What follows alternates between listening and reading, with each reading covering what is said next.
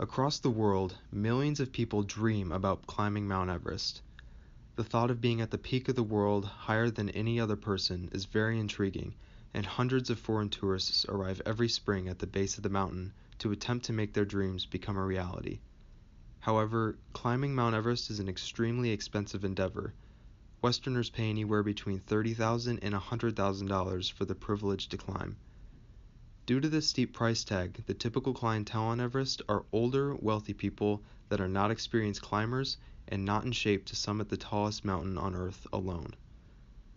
You might be wondering, if most of the climbers aren't fit to climb, how can they possibly summit Everest successfully? The answer to that question lies in the indigenous tribe known as the Sherpas. These are the people that guide tourists up the mountain. They do everything from setting up the ropes and ladders to carrying the belongings of the climbers. It is a job they're born to do. Through evolution, they've acquired larger lungs that are able to handle the low oxygen levels at high altitudes.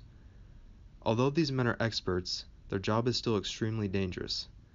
Over the past 5 years, 32 Sherpas have died on Everest, making it the deadliest job per capita. However, despite the risks being taken, Sherpas only make a maximum of $5,000 per year.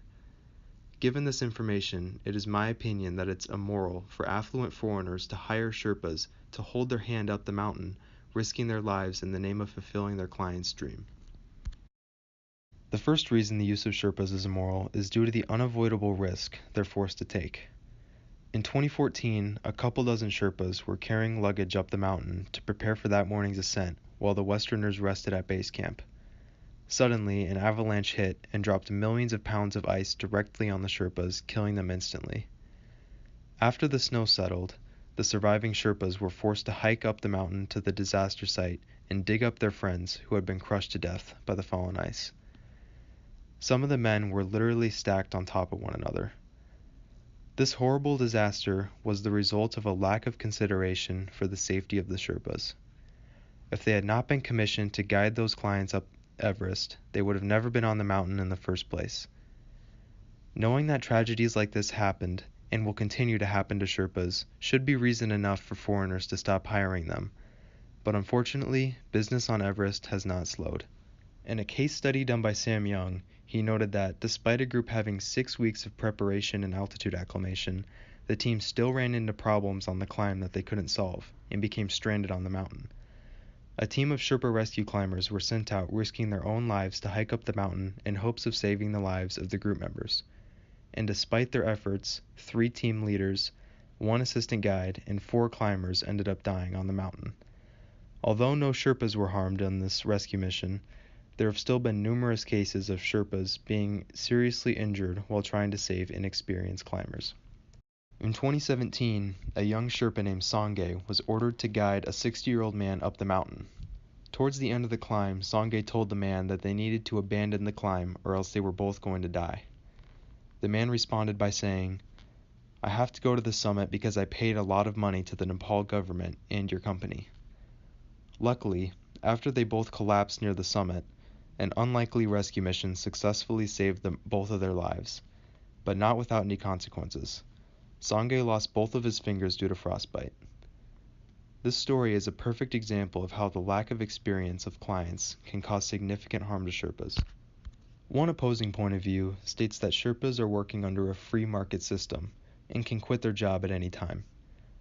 Although this logic might be fair from an American point of view, we need to take a step back and look through the lens of a Sherpa.